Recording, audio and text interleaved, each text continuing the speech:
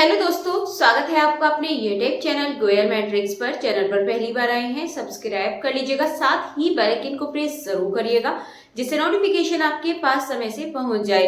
तो आज real number के फिर से 15 क्वेश्चंस रहने वाले हैं। इससे पहले अलग मैंने थ्योरी कराई थी, देन एक वीडियो में मैंने इससे रिलेटेड आपको क्वेश्चन कराए थे। आज की वीडियो में भी क्वेश्चन रहने वाले हैं जो कि आपके ईएमआरएस एंड केवीएस एनवीएस दोनों के लिए बहुत ज्यादा इंपॉर्टेंट है। तो वीडियो को पूरी देखिएगा। एक क्वेश्चन का आंसर मैं आपसे पूछूंगी जिसका आंसर कमेंट बॉक्स में आपको बताना होगा।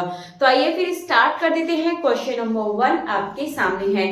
अब देखिए, जो मैं क्वेश्चंस यहाँ पर आपके सामने लिखती हूँ, इन क्वेश्चन को आपको देखना है, देन इसका कॉन्सेप्ट के साथ साथ आपको पेज पर भी लिख कर देखना है। ठीक है, तो स्टार्ट करते हैं। क्वेश्चन नंबर 1 है, if two positive integers a and b are written as x cube y square. ठीक है, मैं आपके सामने कर दिखा देती हूँ, बहुत ही आसान क्वेश्चन है। x की पावर 3, y की power 2 and b is equals to आपको दे रखा है x y की पावर 3। देन आपको इसमें एचसीएफ बताना है। इसमें एचसीएफ ए बी का पूछा है, क्या होगा? तो इसमें जो भी कॉमन है, तो इसमें कॉमन क्या है, x की पावर 1 ले सकते हैं और इसमें y की पावर 2। तो यहाँ से आपको इसका एचसीएफ मिल चुका है। आंसर यदि आप देखेंगे तो जो ऑप्शन नंबर बी है एक्स वाई स्क्वायर, ये इसका बिल्कुल सही आंसर हो जाएगा। नेक्स्ट है इसके बाद क्वेश्चन नंबर 2। क्वेश्चन नंबर 2 है, the largest number which divide 70 and 125 leaving reminder 5 and 8। तो आपको बताना है इसमें आंसर कौन सा होगा।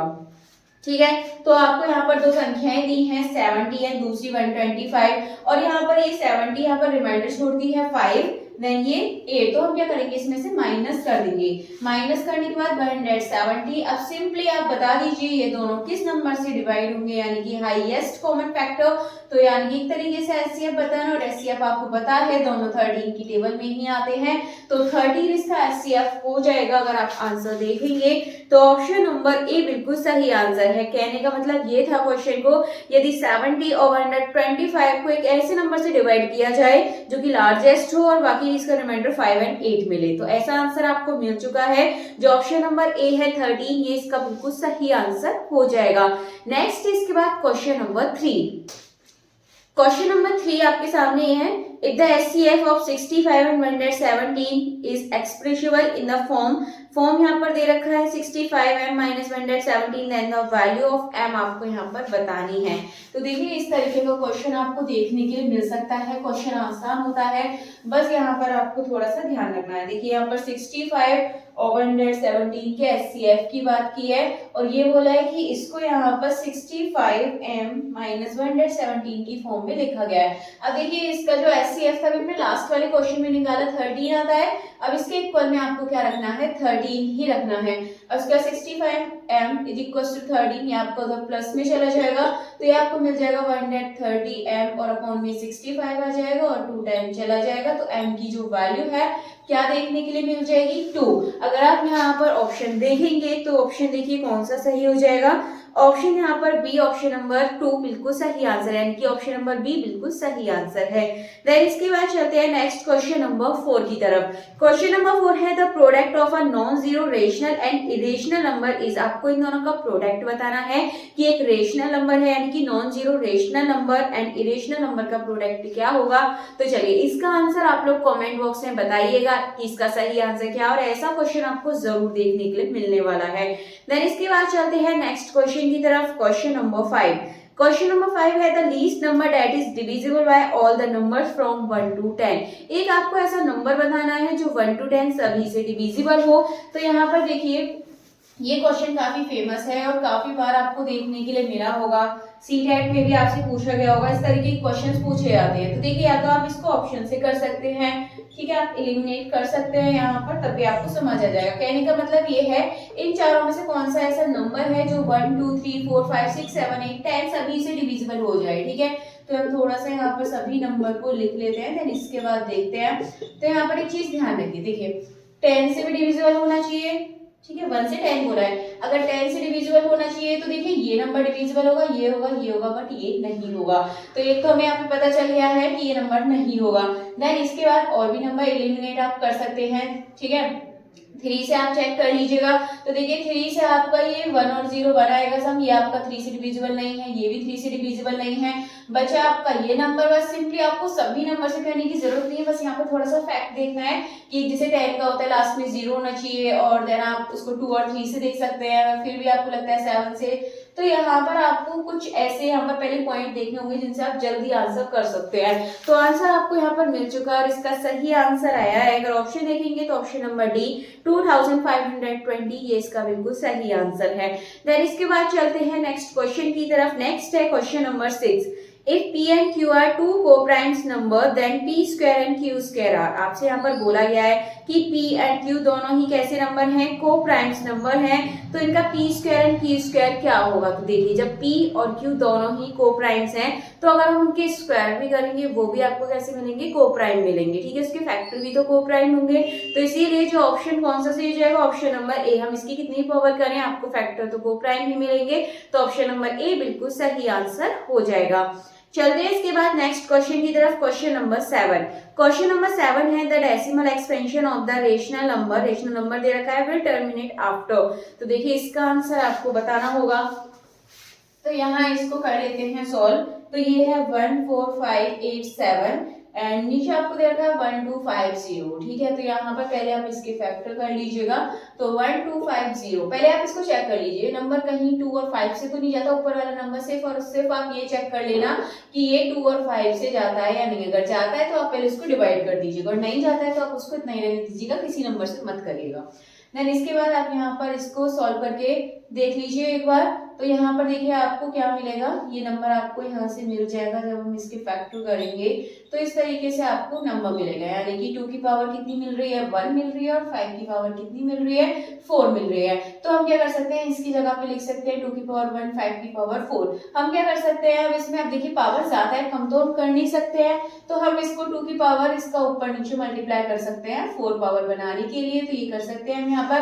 तो यहाँ पर अब क्या हो जाएगा, 2 की पावर 4 मल्टीप्लाई 5 की पावर 4, तो 4 पावर है तो नीचे 2 5 10। तो एक तरीके से 4 डेसिमल आपको यहाँ से आंसर मिल जाएगा, यानी कि जो नीचे 10 की पावर आ रही है वो 4 आ रही है। तो यहाँ पर ऑप्शन यदि आप देखेंगे तो 4 decimal places, option number D बिल्कुल सही आंसर है। देन इसके बाद चलते हैं नेक्स्ट क्वेश्चन की तरफ। नेक्स्ट है क्वेश्चन नंबर 8। क्वेश्चन नंबर 8 है CF and LCF for the number 30 and 70। आसान क्वेश्चन है लेकिन मल्टीप्लीकेशन बीच में लगा हुआ है। तो देखिए आपको याद होना चाहिए नंबर ऑफ प्रोडक्ट जो होता है नंबर का, वो एलसीएम और एचसीएफ के मल्टीप्लाई के बराबर होता है, ठीक है।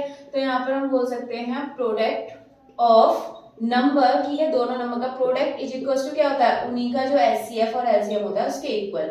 तो देखिए यहाँ पर आपको क्या दे रखा है, दो नंबर दे रखे हैं 30 एंड 70, इक्वल में आपसे ये चीज पूछी है। तो आप आराम से क्या कर सकते हैं, आप इनका मल्टीप्लाई करके निकाल सकते हैं। तो आपको यहाँ से आंसर मिल जाएगा 2100। तो ऑप्शन यदि आप देखेंगे तो ऑप्शन नंबर ए 2100 इसका बिल्कुल सही आंसर है। देन इसके बाद चलते हैं नेक्स्ट क्वेश्चन नंबर 9 की तरफ। क्वेश्चन नंबर 9 है if P1 and P2 are two odd prime number such that, आपको बताना है कि P बड़ा है P2 से और P1 square minus P2 square, ये यहाँ पर कंडीशन बोली गई है। तो चलिए इसको देख लेते हैं।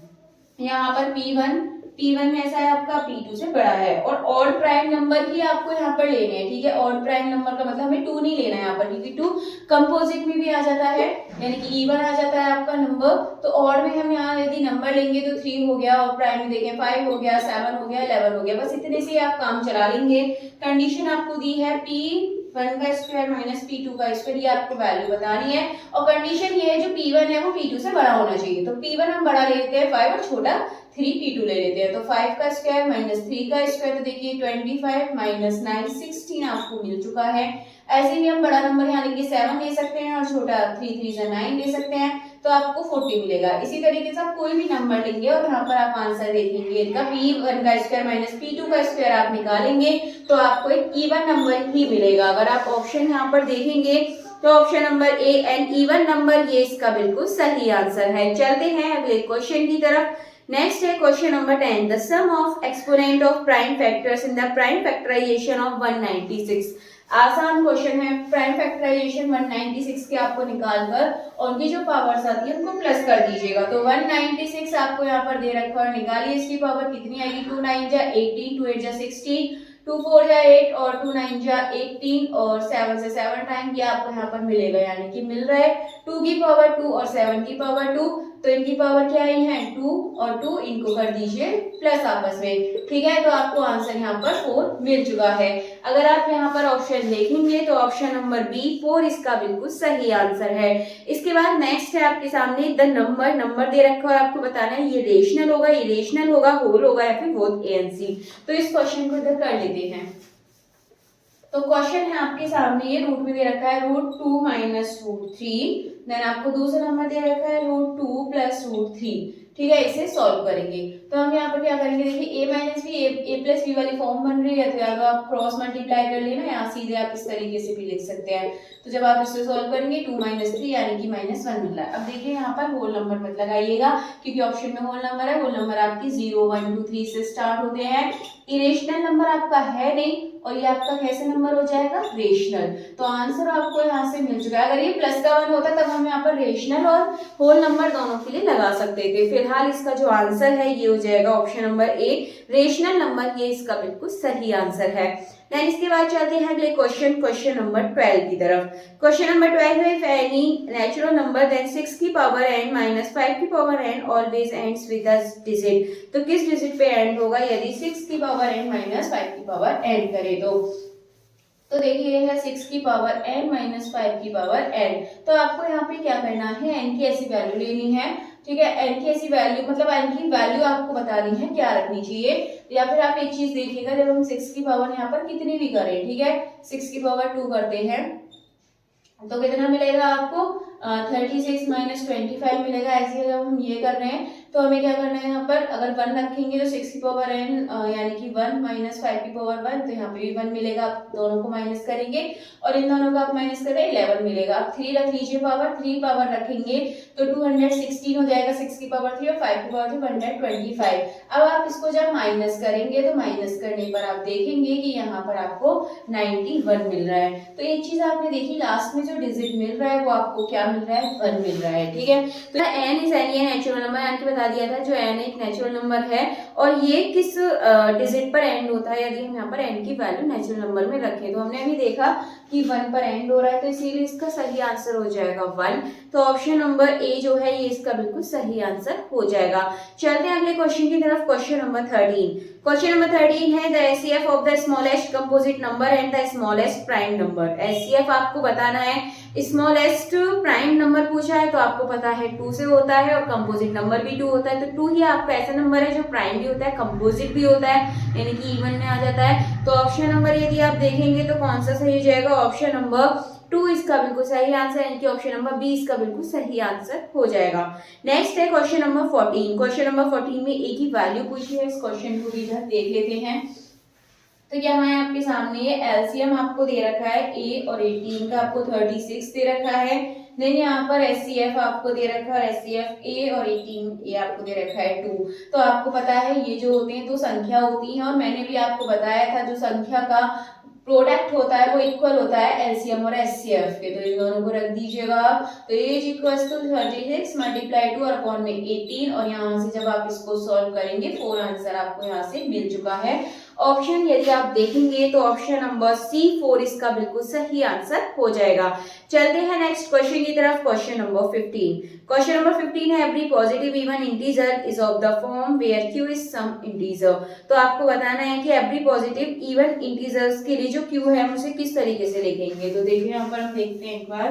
तो q is some integers, q की जगह बोला है तो 2q और यहाँ पे बोला है 2q प्लस 1 और q प्लस 1 और यहाँ पर है q। देखिए हम यहाँ पर q की जगह कुछ भी रखे, कोई भी नंबर रख सकते हैं, जरूरी नहीं है कि इवन मिले, आपको ऑड भी मिल सकता है, 1 भी रख सकते हैं, कुछ भी। q प्लस 1 करेंगे, देखिए हम 1 भी रख सकते हैं तो 1 प्लस 1 2 इवन तो बन जाएगा, लेकिन अगर 2 रखेंगे 2 प्लस 1 3 हो जाएगा। यहाँ q की जगह 1 रखेंगे, देखिए 2q 2 में मल्टीप्लाई करेंगे किसी भी नंबर की इवन मिलेगा और उसमें हम 1 प्लस करेंगे ऑड मिलेगा आपको। 2 क्यू आपकी ऐसी फॉर्म है जो आपको इवन नंबर देगा। किसी भी नंबर में 2 का मल्टीप्लाई करेंगे वो आपका एक इवन नंबर बन जाएगा। अगर आप ऑप्शन देखेंगे तो ऑप्शन नंबर ए बिल्कुल सही आंसर हो जाएगा। तो चलिए आज के जो आपके 15 क्वेश्चंस थे ये आपके कंप्लीट हो चुके हैं। एक क्वेश्चन मैंने आपको करने के लिए दिया है तो इसका आंसर आपको बताना होगा, साथ ही इसको कॉन्सेप्ट के साथ आपको सॉल्व करना है, टेलीग्राम पे आपको सेंड करना है कि आपने किस तरीके से इनके आंसर दिए हैं। बाकी मिलते हैं हमारी अगली वीडियो में आगे के क्वेश्चंस के साथ। तब तक के लिए आप ज्यादा से ज्यादा वीडियो को लाइक कमेंट शेयर कर दीजिएगा।